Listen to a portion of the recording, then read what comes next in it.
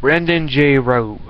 He was arrested for, well, we're not entirely sure what he's arrested for, but when they took him in, they took him to the psychiatric ward and started asking him about, how he was feeling, if everything was all right. They claim checking for PTSD. I mean, he was in the Marines, so that's their little excuse for this, but I'm getting ahead of myself. So, I've actually pulled up his Facebook. His actual Facebook, I'll put in the link below, but I'm going to go ahead and read off a few things that apparently classify him as a terrorist person of interest. So he's posting a video called The Last Samurai, and he puts courage, loyalty, and honor. Oh, that's very terroristic. And they say, and I quote, and they will say he said it to the NSA first. Feeling like Pac, all eyes on me. Has DJ Kala, Akon, it's a song. The revolution is here, and I will lead it. Big pun, brave in the heart. The revolution will come for me. Men will be at my door soon to pick me up to lead it. Well, men came for him. I'm not sure exactly what happened, though. He posted his address. This is firefighters talking about explosive charges placed within the Twin Towers. He was a 9/11 truther. This is a picture of the Pentagon right after our leader shot a missile into it. So he is a bit of a truther, but I've met many truthers who didn't really have too much brain damage. They're just very skeptical. There are some men who struggle against destiny, and there are those who embrace it. Dragon H2 trailer. You should understand that many of the things I have said here are for the world to see. Good on that one. He has a whole lot of stuff, but okay. Maybe this sharpen up my axe. I'm here to sever heads. Ooh, apparently that's some kind of terrorist threat. I mean, I'd say this kind of crap, like worse crap than this on my Facebook. Really? All right. So it was this post on Facebook that supposedly caused his arrest. I've read from his wall.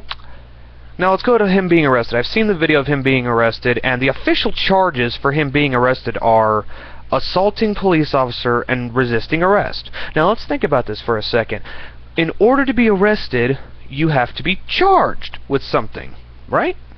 Alright, so from what I understand, from what it looks like, he was inside of his house. He didn't have a shirt on. It looked like he barely had any clothes on at all. So unless an officer came up knocking on his door with the FBI right behind him, just happened to be there, knocked on the door, said, hello good sir, how are you doing today? And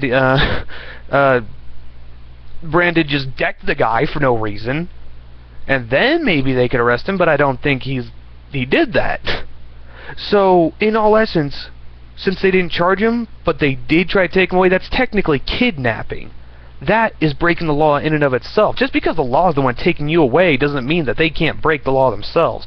That was kidnapping, and he had every right to deck the police officer if he indeed did resist arrest. So I'm not really seeing too much against this guy already. He was a former Marine. He's speaking out against the government. And his mother had a conversation, or in his mother claims she called up the FBI, or the sheriff's office where he was taken, not sheriff's office, but jail. They said, oh yeah, we sent him off with the FBI. She calls up the FBI lady. She says, we've sent him over to some other place. She goes to that place. They say they haven't seen him. And all the while, they claim that he's talking to a psychiatrist about if he has PTSD because he's posting anti-government stuff on his Facebook. He's been arrested and taken away from his home for speaking out against the government. That's all he did. That's all a lot of people do. How long till it's one of us? He had every right to shoot those guys because they took him away without charge. That's kidnapping. And I know I'm going to hear a lot of people, oh, well, he was part of the military. Military's not a lot. He was former military. He is allowed to say whatever the fuck he wants. He can't be he wasn't part of the military. He was former. He might be in the reserves, but that still doesn't stop him from speaking out against the government. They have to at least give him a charge for arresting him, right? I mean, this is America, right? Right? No. Who am I kidding? There are a lot of people out there who's going to say he deserves it. And, well, these are the people that really, truly scare me. The people who are going to justify the state's doing against this good man.